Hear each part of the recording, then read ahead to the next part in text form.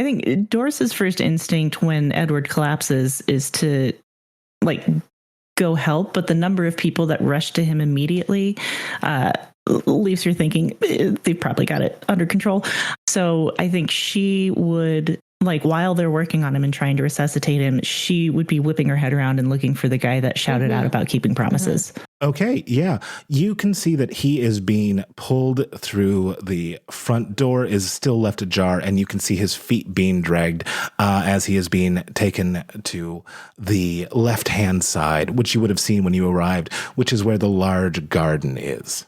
I think she nudges Adelaide and she's like, hey, do you think we should go check that out?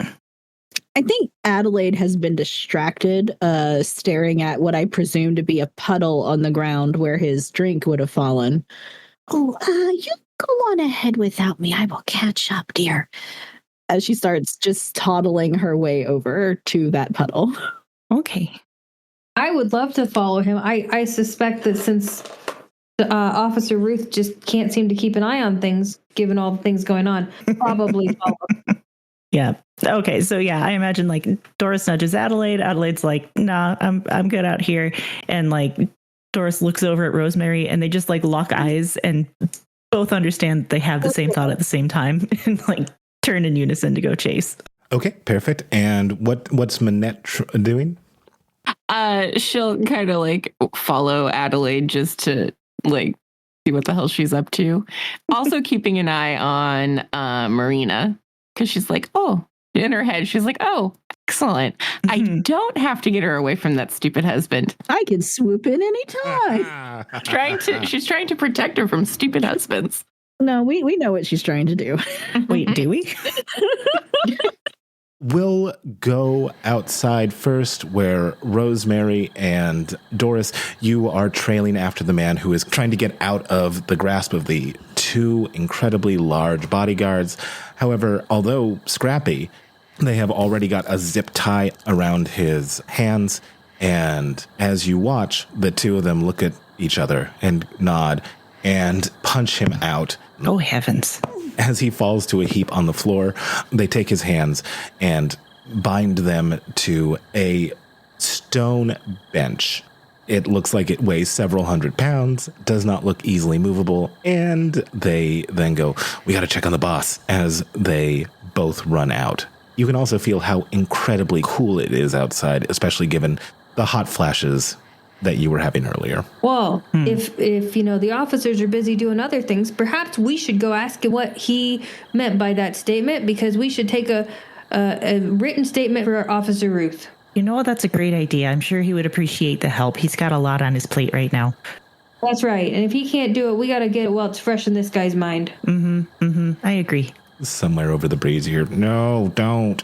Oh, he's so broken up about the attack. He needs our help.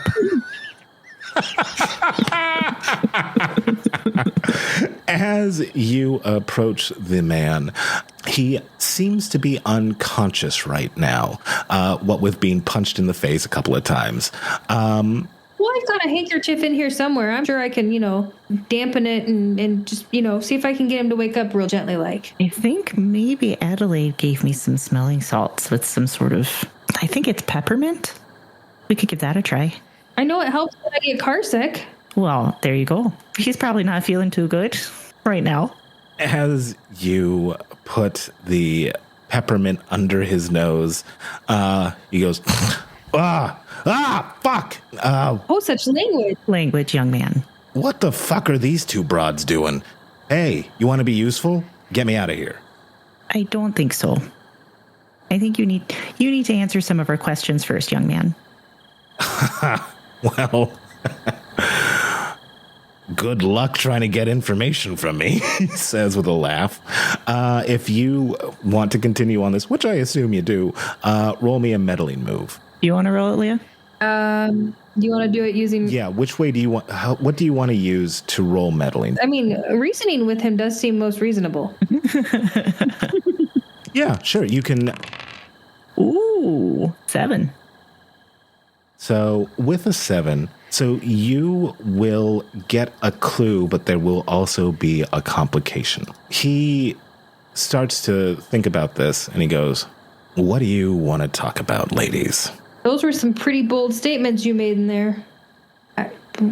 What did you mean by that? Tell me the backstory. Who broke their promise to you?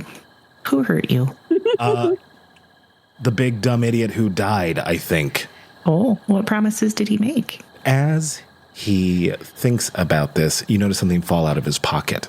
And it looks for all the world like a badge with his face on it. All right. As he looks at it, he goes like, you want to just give that back to me real quick?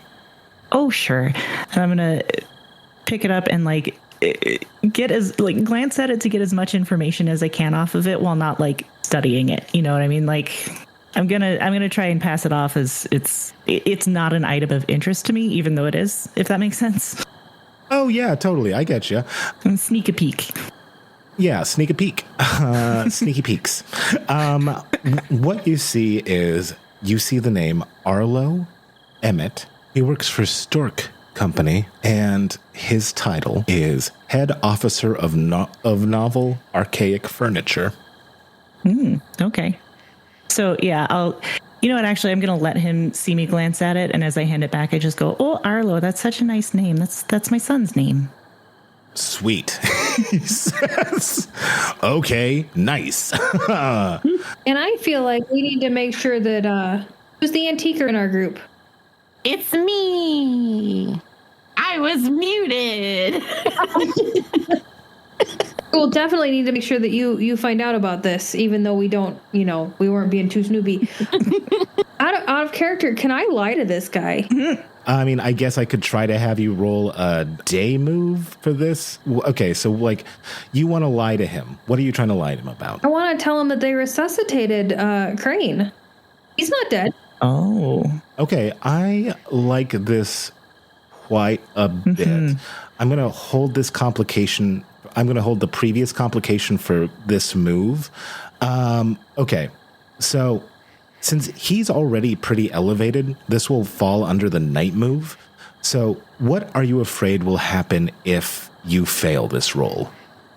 I'm afraid he's going to just absolutely know I'm full of shit. Which probably means we're not getting any information out of him. Okay.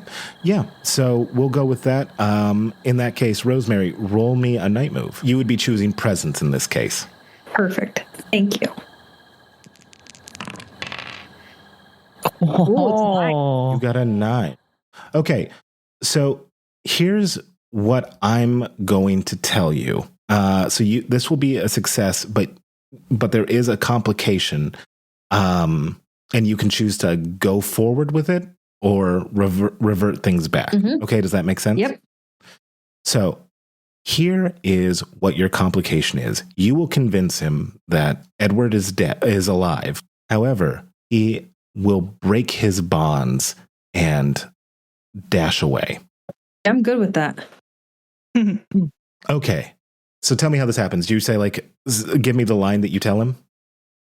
Oh, I just wanted to let you know that they did manage to bring him back. He seemed to have fainted up there, but he managed to recover. They did some chest compressions, and it feels like he's going to be okay. And then I want to watch for how he reacts to that. Besides running away. Yeah, he looks confused by this for a moment as he goes, "What?" As you hear the snap of his bonds, it seems like he had a razor blade connected inside his palm as he goes, "Fuck," as he dashes away. Language, Doris calls after his retreating back. And you hear the two guys no, as they start to run after him. I'll point which direction he went and look innocent. He has a knife. As Doris calls out, he has a knife. We cut back to Minette and Adelaide, who are all around the bodies, really interested in the liquid. Swing around the body. Yeah, Adelaide just took a cloth a handkerchief out of her pocket and is just soaking up cleaning up the mess, basically. Okay, so as she cleans it up, one special thing that you notice is as Officer Ruth is, "I'm sorry, Miss Marina, looks like he's dead." Marina is in the arms of Asha crying. And as you soak up the liquid, I assume that you're going to want to try to see something regarding this liquid. Well, first of all, she wants. I don't know if we can get like reads on people. I'll say this: if it comes to a clue, then it's a roll. If it's something that's like not consequential, because there are clues here, so you can. Well, actually, if you use a meddling move, you just get a clue if you succeed. Right. And there could be a clue here. In this case, like, okay, so reading the Brindlewood Bay thing, there's a lot of stuff about flashbacks and such. I think this is not something that anyone necessarily knows about Adelaide, but she was very relieved when her husband died. And she is trying to get a sense of why Marina's crying. Okay, in this case, I'm going to have you roll a meddling move, but with that background information, I'm also going to give you advantage on it. Advantage, and then would it be sensitivity? Oh, no, that's a cult that's stuff. Supernatural. No, I would say that this would be the best that I can come up with here is reason on this. Okay, that makes sense. Oof. Ooh, 10. Oh, I forgot it's not going for specific numbers. You just want a total. Yeah, I was like, we were just reading Tales from the Loop, and I was like, I'm looking for sixes. Right. Okay. Yeah. Even though you are looking for some sort of clue regarding why she is crying, I think what you most notice is the very tender embrace between Asha and Marina, as if they are not strangers to each other, if that makes sense. Which is strange to me because, especially after Edward's speech, I would probably have some idea that Asha and Edward were not fans of one another, or at least are in competition with one another. Yes, absolutely. Okay. All right. So she's definitely going to just make note of this as she's cleaning this up. Oh, well, we can't have all this glass everywhere. Love, could you hand me a plate off the table right there, please? Oh, of course. And very elegantly like sweep up a table and like some extra or a table plate and like some extra napkins and things, like the cloth ones, the good kind, and help like sweep everything together. As you were doing that, Marina goes, "Oh, it's all too much. I'm gonna retire to my room." As Officer Ruth goes, "Yeah, once again, sorry for your loss, ma'am." As Such bedside manner. What a professional. He's holding it down. Not well, but he's holding it. That's why we're here to help. Yeah, exactly. It's why he should be grateful for us. He clearly needs the help. As Milton holds his hands over his face and pulls it down, revealing those tired, bloodshot eyes, and he starts to drift away. Marina is going to the right towards what you can assume is the bedrooms, and Edward is drifting towards the left where Rosemary had already gone, where the bathroom was, and at the end of that hallway is also another room. Who knows what it is, but he is drifting that way. What would you guys like to do? I'm gonna lean down towards Adelaide and be like, "Did Ruth get questions from everyone that you saw? Isn't that technically something that he should be doing? Questioning those that were witnesses to this event?" You would think so, but... And now we have several people leaving. Yes. Ladies, I have an idea for how we can all really work well together in this. So, let me pitch you something, okay? Oh, please do. You know we love your ideas. Yes. Ladies, I'm gonna let you, Manette, I know that you are a coiled spring of a woman, so I'm just gonna say this as quickly as I can. We? I've called the morgue. They're gonna be arriving. You stay with the bodies while I... deal with the suspects. There's more than one? Witnesses, I should say. Oh, I meant bodies, honey. You said bodies, plural. Okay, so that's what we're gonna do. You can be my little deputies. We get those gold star stickers. How are you always wherever I am, Rosemary? I'm just the eyes in the back of your head. Always looking out for you. Okay. Yeah, I'm gonna go talk to the widow first. Excuse me, lady. You know, it isn't polite to go to a woman's bedroom by yourself, especially now that she's single. That's an amazing thing that you just said. He's gonna go walk into the lake. I also, when we get a moment, I am realizing that I missed an opportunity to use my Maven move. So I would like to work that into the conversation when we have a moment to the Mavens. You absolutely should. Yeah, so he goes, how about this? I'll ask her if she's okay with me being a man. And if she isn't, I'll get, as he looks over the Mavens. You should have a chaperone. Yes. Not Adelaide. No.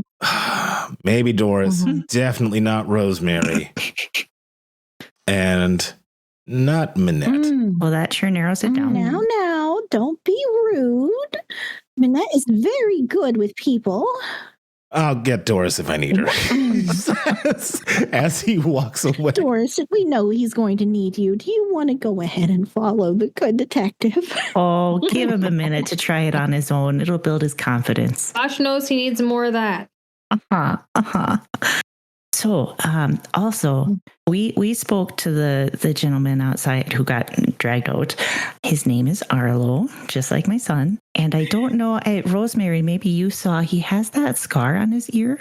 Yeah, and such a foul mouth. He needs his mouth washed out with soap for sure.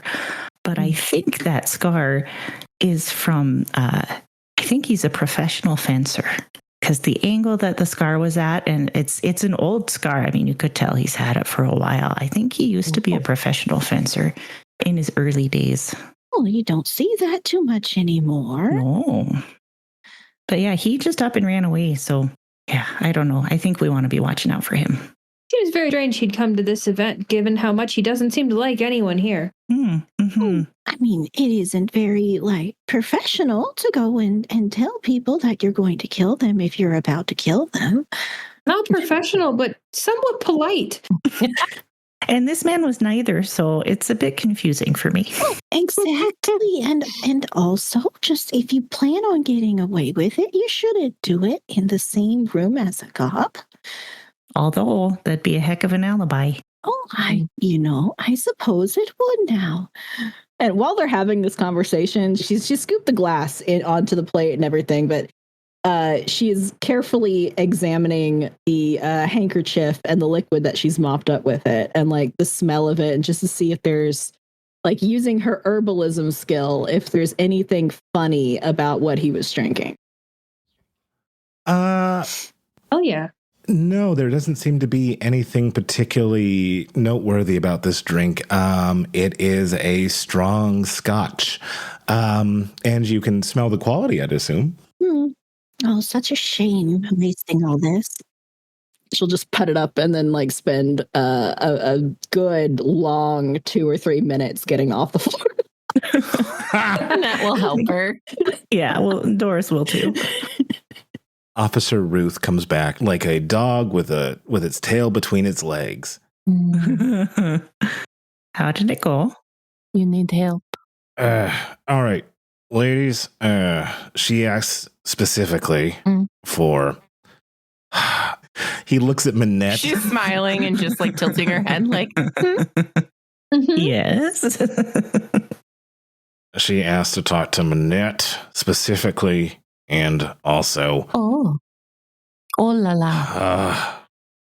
And also, my choice, Doris. So if you two ladies could talk to her and Asha, I'm going to go talk to Edward. Okay, well, you get yourself a nice cup of tea, too. You seem stressed out. Milton. I'm going to go talk to Milton. Yes, I was about to remind you, and I'm going to be there to remind you later. And she just takes his arm and starts toddling with him to Milton, now I'm doing it. And I take it that, Rosemary, you still want to be the eyes at the back of my head?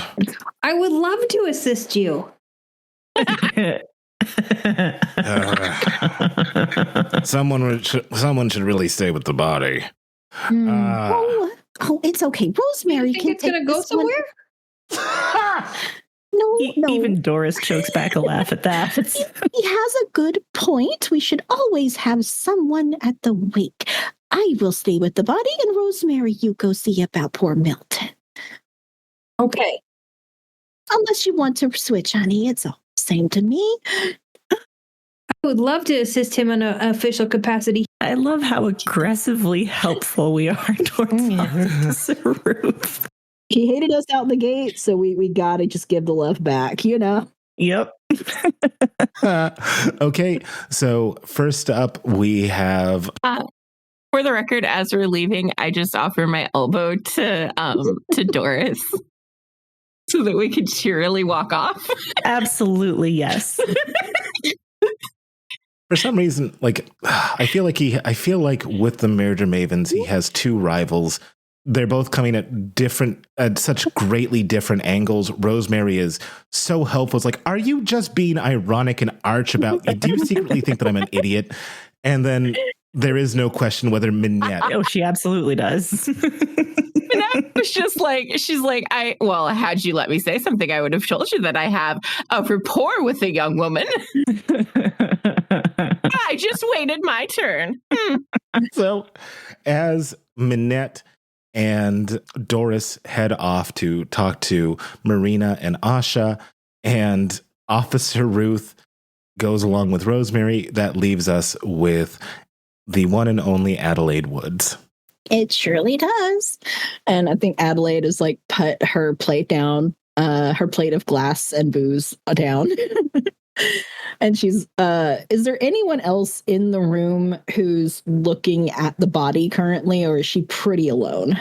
There is a guard who is in between the hallway that Marina went down and this room. So if you want to do anything like really intense with this body, oh gosh, not that way, but look, I was relieved he died. I wasn't that relieved.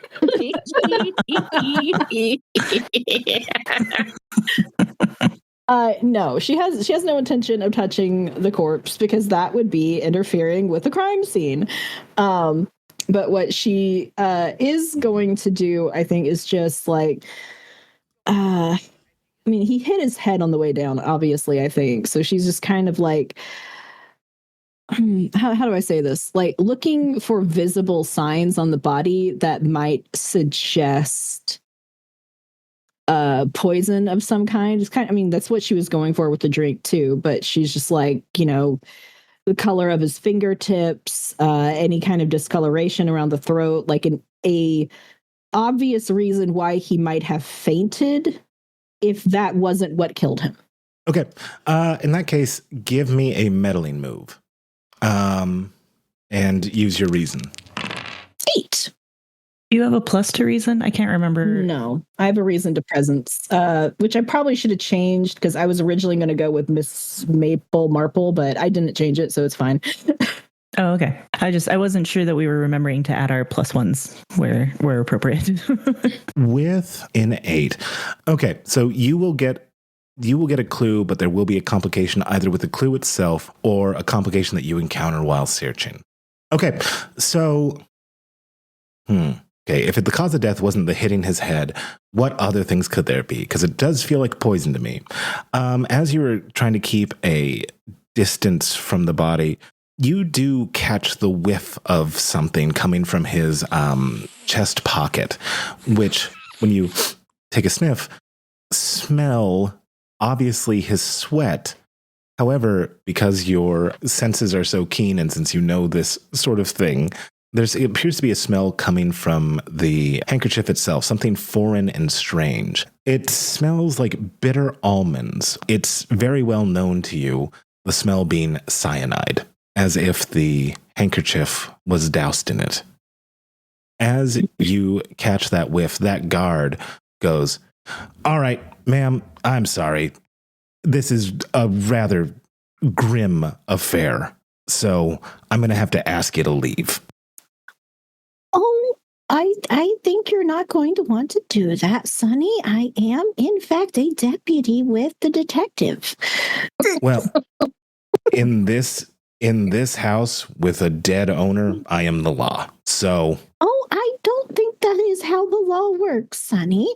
Now, it is in this house right now. it So- absolutely is not. Now, if you would like to get the police involved, he is down that hallway right there.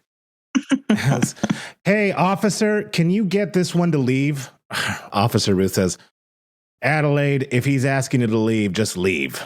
You told me to watch this body, little Ruthie, and we do not want this crime scene meddled with. I'm telling you to leave now. Thank you. He doesn't know what he's saying. This is the complication, though, is that you have to leave. So if you want to try to make another move to try to convince the person to stay, then that will cause another roll. I mean, she's trying to convince them. I thought the complication was that he gets on her, but yeah. No, the complication is he's pushing her out of this room.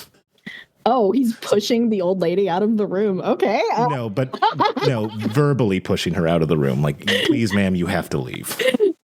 She was crouched down by this body, like to look at it, not touching, by the way, not touching. So she starts to get up and then like goes, oh, knee, and then crouches back down and tries to get, oh, no, and then just doesn't want to move back into place properly. And this is what she's going to continue doing, by the way. Okay, if that's going to how you're going to run it, you are just going to have to be in that loop the entire time instead of like looking around. There's nothing to look for outside of the house, as far as she knows. Oh, well, there is other rooms in the house that she can possibly. Oh, I assumed he was kicking her out of the house, since that's what he. No, he is just kicking her out of this room. Okay, she'll get there eventually and start toddling toward the door. Which way is she going? Is she going towards where Minette is, or where Rosemary is, along with Ruth? Is this? These are our only choices. Okay, so we have Left or right? I think she's a little annoyed with Ruth at the moment, so This will be fun. Yeah, that is more than fair. And she's also very annoyed with this guard. Mm-hmm. Mm-hmm. So I think she's going to drift toward the where Ruth is, and then stop it just in the hall outside of this room, so she can still clearly see everything that is happening in this room. And she's just going to stand there and like look at the guard.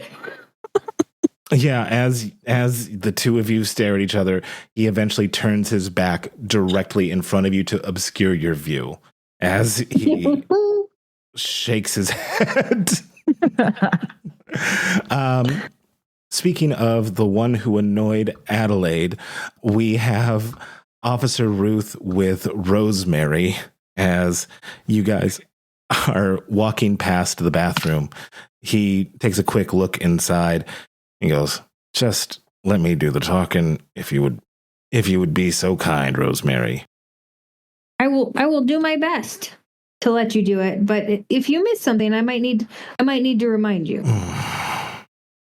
That's the best I can hope for, he says as he opens the door. What you see before you is an enormous office space. At the center of the office is a desk, obviously, but it is a lacquered stump from an oak tree. To the left-hand side, you see a model of Pennsylvania town, fully recreated. And you see Milton immediately stand up straighter. So he's like now 6'9", as he goes, "Oh, officer and Rosemary? I'm Deputy Rosemary, and I'm so glad to meet you." Likewise, ma'am. Likewise. You guys want to question me, or do you want me to leave? What would you like to do? Did you do it? He says with a laugh. No, sir. All right, that's good enough for me. You doing all right? I mean, he was your business partner. Our relationship was complicated, but I did spend a lot of time with the man. Yeah, sorry about your loss. As he is talking, is there anything that you would like to look at in the room? I want to go look at this stump desk. And if there's any, lingering paperwork on it, I might just take a glance at that. So yeah, Rosemary, as you are... And I want to do that whole doddering old person thing where clearly I'm acting like this is a museum and I'm just really interested in all the minute details, but for no reason relevant to why we're in this room. Okay, so yeah, you're going to use your power? Yeah. Absolutely. Rosemary, using your Jane Marple, like they are kind of like, now you are wallpaper because you are such a nice old lady who is nothing if not helpful, blah, blah, blah. As the two of them prattle on, you look around the desk, and even though Edward kind of notes it for a moment, he returns back to talking to Ruth. You can see that there are a couple of papers in here. The papers look to be general business correspondence. However, you can see that one of the drawers in the desk seemed to be slightly ajar, as if someone had tried to open it, but were unsuccessful. It would be rude to leave it hanging open like that, so I'll jiggle it and see if it moves in and out at all. Okay, so what I'm going to have you do is roll me a day move with advantage, because, yeah, this is just you being you, man. I'm just tidying up. Would that be vitality then? I think it falls under presence for you. Yep, that'll do. That'll be an 8. Yeah, with an 8. So we're going to give you a complication, but you will be able to open it. The complication for you is you kind of jiggle it around, and as you jiggle it around, in the chair right next to it, you must have vibrated a little bit because a key falls out, and you hear the ting as it falls to the ground. However, the complication is that Officer Ruth also hears you like, "Rosemary, what are you doing?" Oh, just tidying up. It just feels wrong to leave people's things undone when I know they won't come back to fix them themselves. All right, how about you get out from under the desk and we leave Mr. Edward to his own sorrows? I mean, that sounds reasonable. I just noticed I need to tie shoes, so I'll be right there, and I'm going to swipe that key if I can find it quickly. Yeah, you immediately swipe it and be like, "Okay, I'm right here," or whatever. I'll leave you this. What do you say after you get the key? Well, I would like to talk to him more if we're leaving. I would like to talk to him more about our friend that we met outside that I told him we needed to keep an eye on. But he didn't want to hear about Arlo when I wanted to talk about Arlo, so now I want to talk about it. Does he have the time to do that with me? Did you say Arlo? I knew I recognized him. Dang.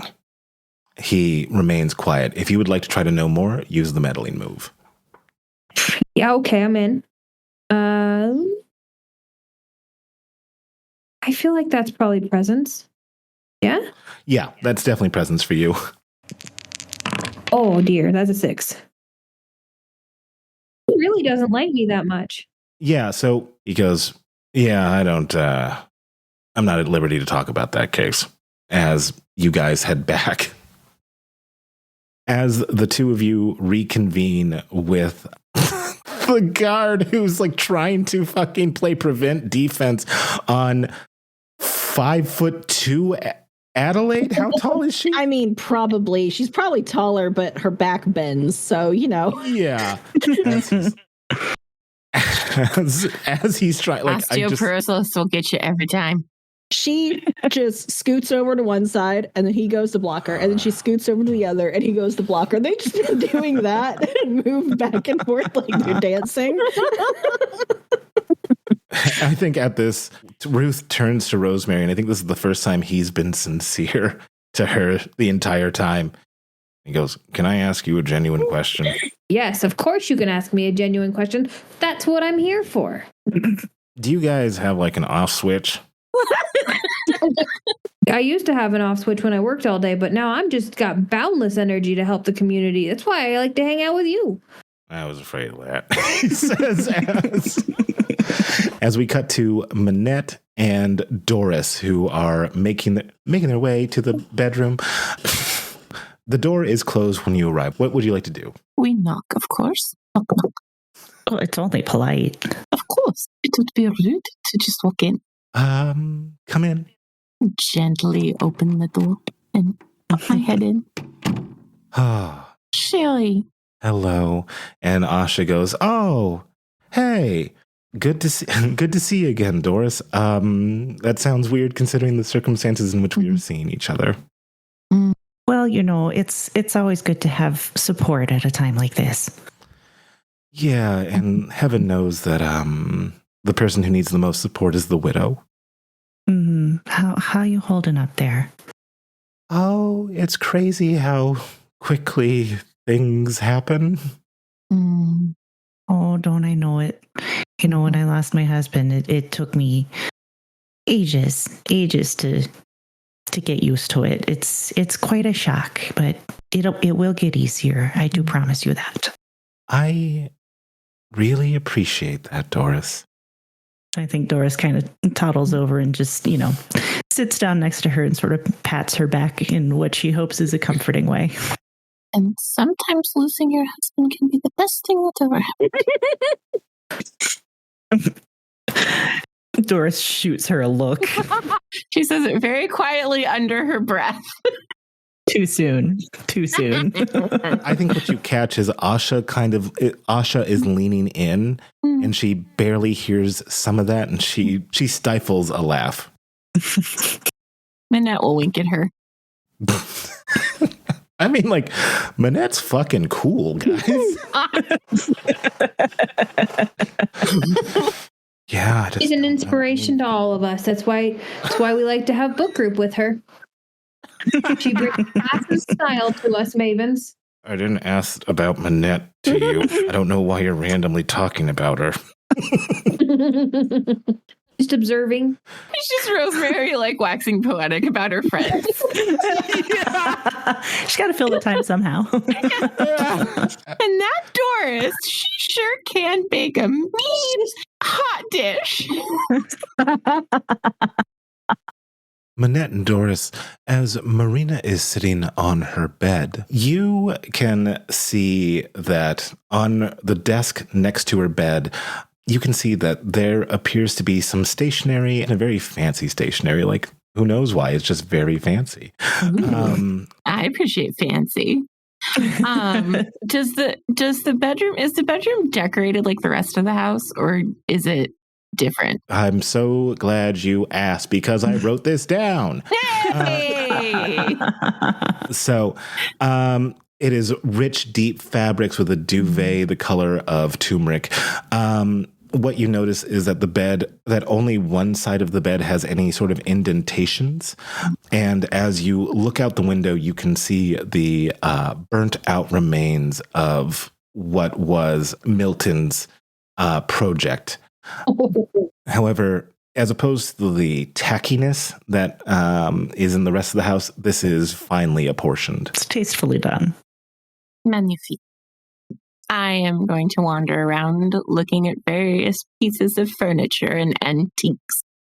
Just in a very respectful, just kind of slowly, if she told me to stop, I'd stop. I'm just kind of also appreciating.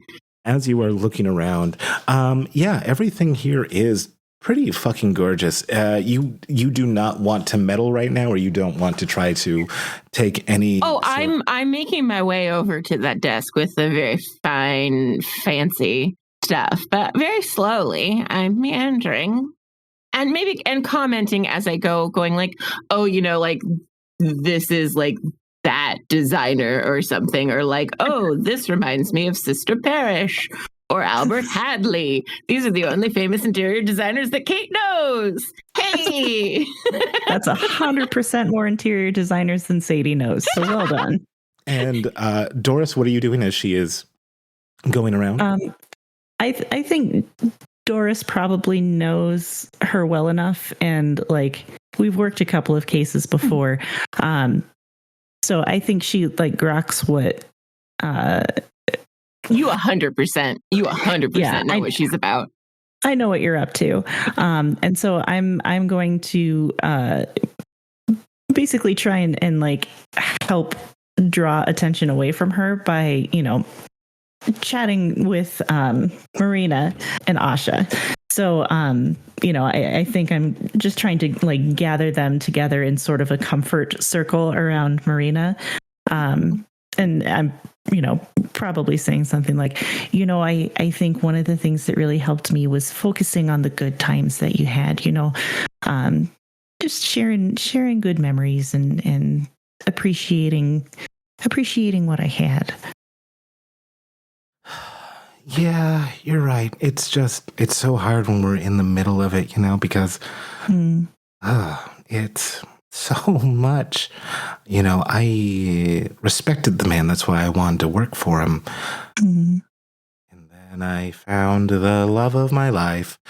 And as she says that, Minette, you've made your way over to the desk. If you want to try to take a look while Doris is trying to distract them, give me a metal move, but with advantage. Okay. Mm-hmm. Do you want it to be? What do you want it to be? Vitality. Vitality? Okay. With advantage. Damn. That's a critical success. Damn. Can't stop this, French. Whatever. Viennese? Never Viennese. This French peony? What? So that's crazy.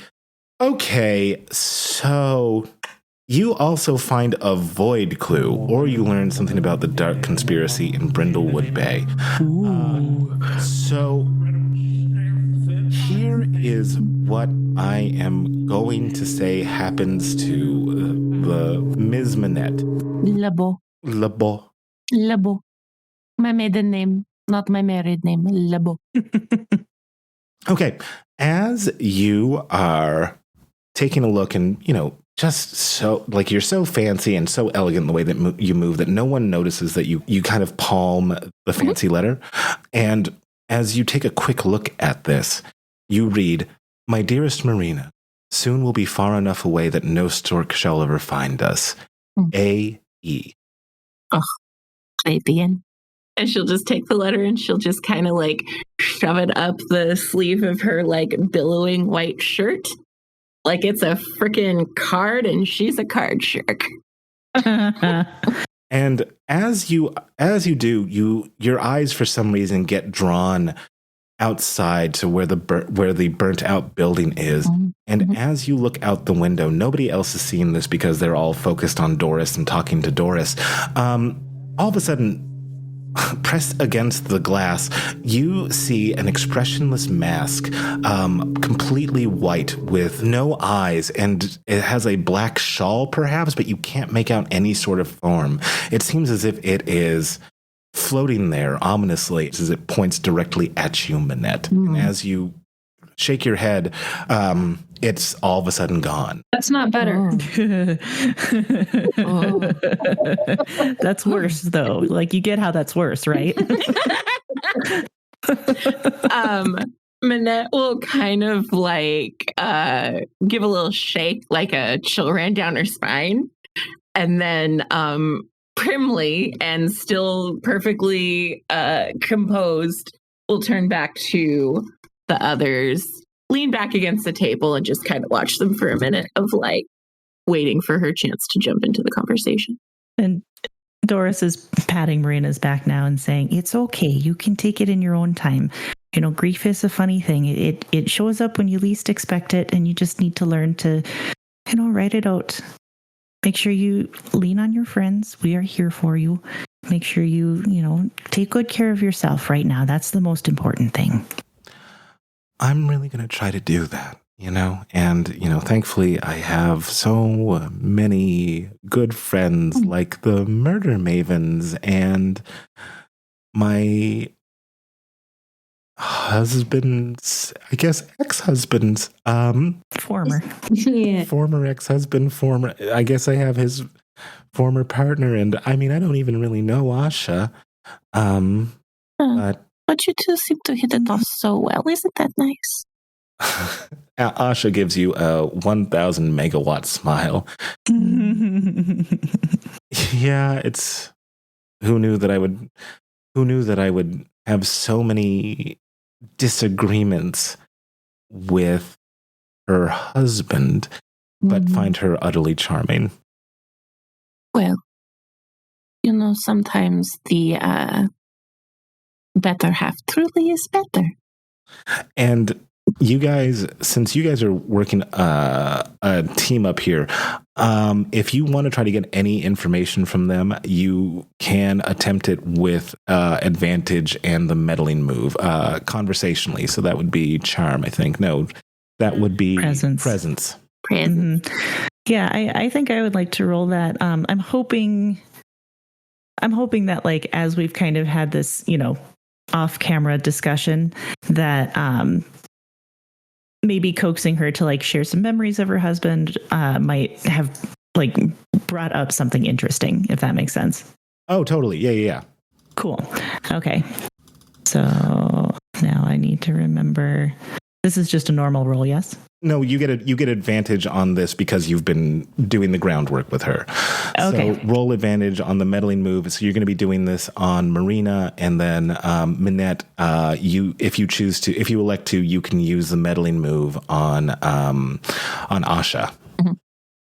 Cool. There we go. 9 with my +1 to presence. Nice. Nice. So you get.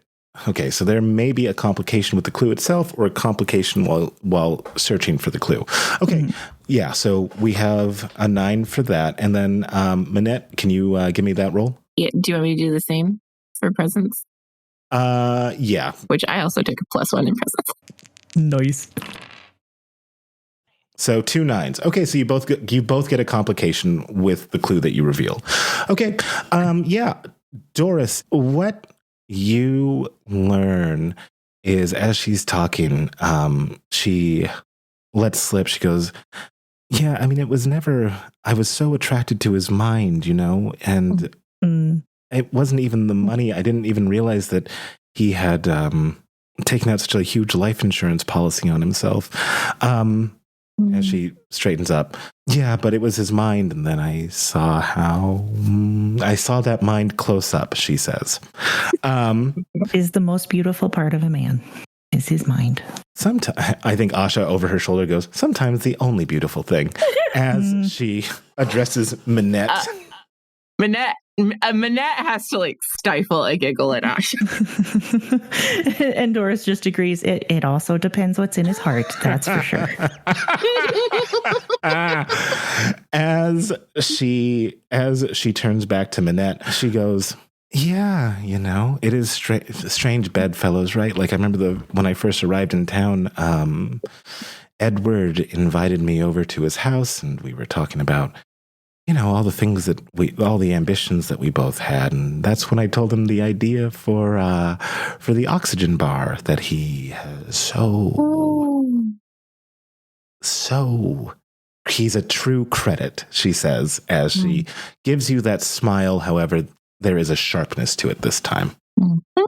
Minette just has her lips pursed. Do you reconvene with the other Mavens? Eventually, I think we kind of slowly ease our way out. Yeah, we let the conversation come to a natural lull. Yes. Okay. Yeah. Perfect. Yeah. As Asha remains in the room with Marina, And Doris says to Marina on the way house, you make sure to get some good rest, and I'm going to send over a casserole first thing in the morning, okay? Oh, I look forward to it. Make sure that it has fish. I love... Oh, well, I shouldn't make requests out from you. No, tell me exactly what you want. I am happy to cook you anything. If you like it, you're sure to eat it. So that works for both of us. The two of them laugh at that, and she goes, I've always liked cod. Okay, coming right up. I'm a New England girl at heart. Oh, I've got some good recipes for cod. Not a lot of cod back in Minnesota, but I've learned a lot about it after moving out here. I'll make you something good. I know you will. And Asha gives you a big smile as all four of you reconvene. I would like to give like quick hugs and like the kiss on each cheek to both of them. And as I'm leaving, as I'm kissing Asha the second time, I'll whisper to her, just to keep a good eye on her. And I wink. My current headcanon is that Minette is super gay. Is that a headcanon or is that just canon? Well, it hasn't been explicitly stated in the show, but that's what I choose to believe.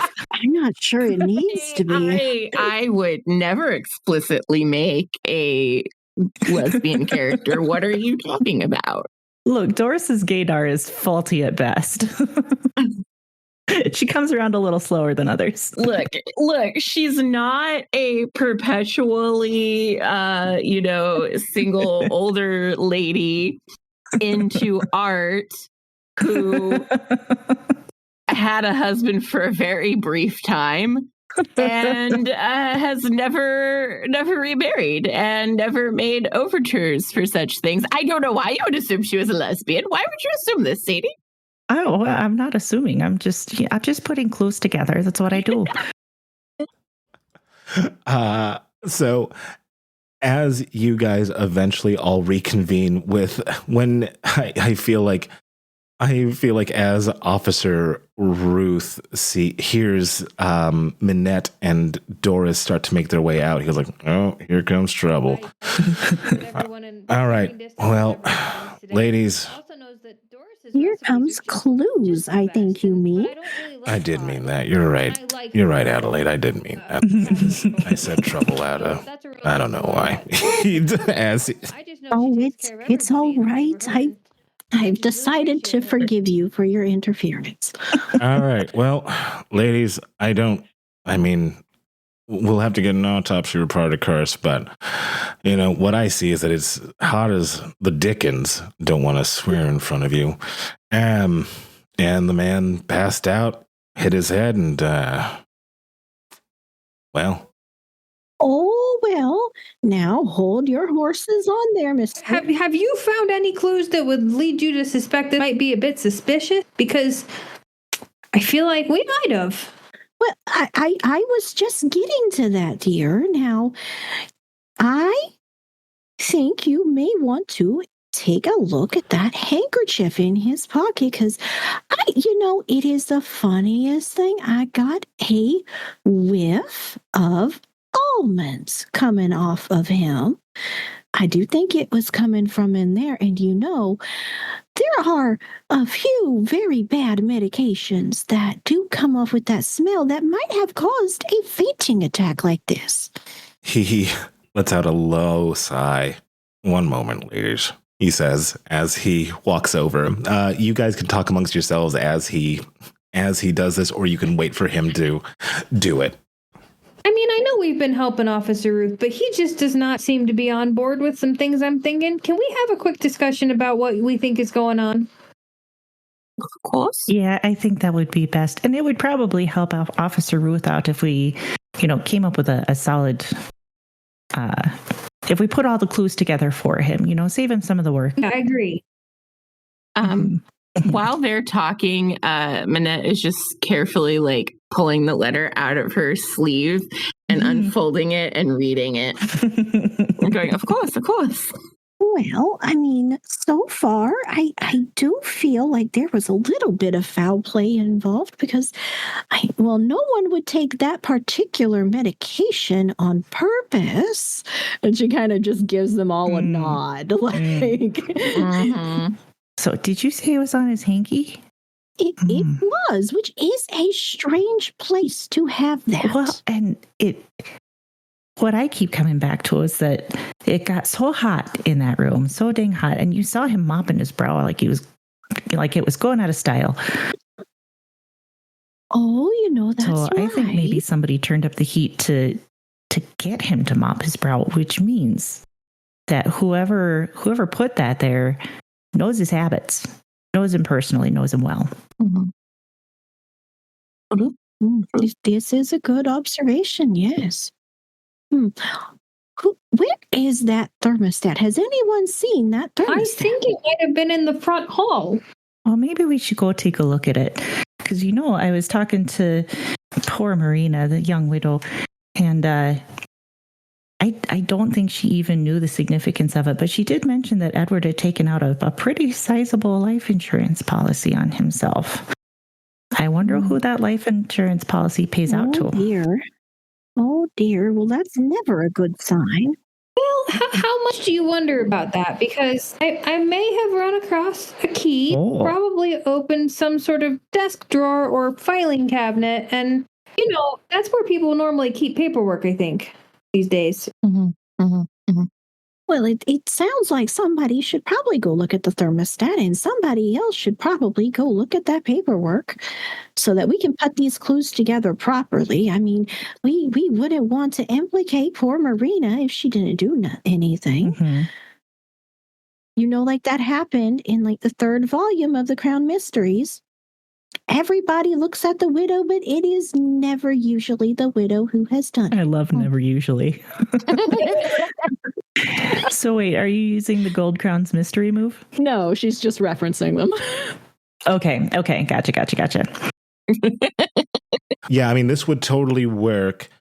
And you would just have to give me the name of the mystery, and you would take a 12 plus on a single relevant roll, or state a fact about the current situation that the keeper must incorporate. So you can give somebody a 12 plus roll to something, or you can make a fact about the case if you use the Gold Crown mystery move. Okay, I think she'll kind of slightly retcon, I suppose, just be like happened in volume 12, the Curse of the Ruby Diamond. Volume 12, titled "The Widow Didn't Do It." Yeah, I know. Ruby diamonds. These are a thing now. I don't know.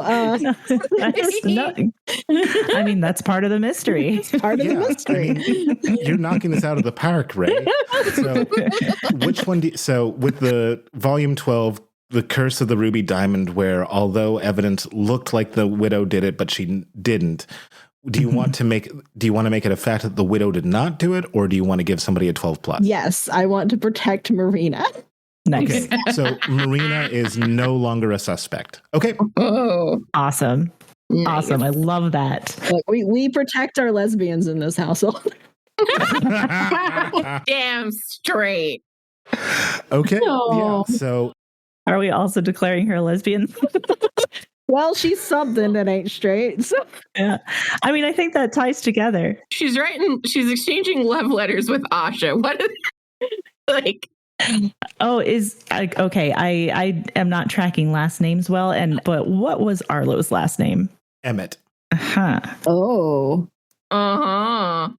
Yeah, maybe she isn't a lesbian. I don't know. But No, I think if we want to declare her innocent, we declare her a lesbian. The letters from Asha, and she didn't do it. Yeah, this is our story, right? Yeah, I mean, that's one of the things that really honestly struck me about the rule book that I think is really cool is that there is no predetermined outcome to this story. We put the clues together, we say what makes sense, and that's what happens.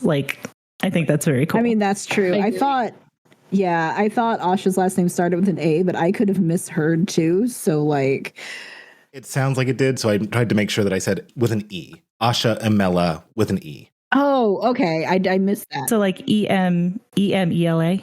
Yeah, ELLA. So Gotcha. there are two AEs. I was like, either direction, Uh-huh. Adelaide definitely thinks that she's with Asha because she saw that hug. There's been vibes, man. I'm getting the vibes. They're laying down. So what we're saying is that we are protecting Marina. She is no longer a suspect, and as a byproduct of that, she has definitely seen Asha. Yeah. Yep, you nailed it. Mhm. Let us have our happy stories, Elliot. It's your story. It is your story. I'm just trying to build the mystery for you to solve. And I do want to point out that does not necessarily eliminate Asha as a suspect. Not yet. We'll get there. As you hear, dang it. Yeah, that smells like almonds. Beans. Well, Just what I need, a murder. I think that's going to be the episode title.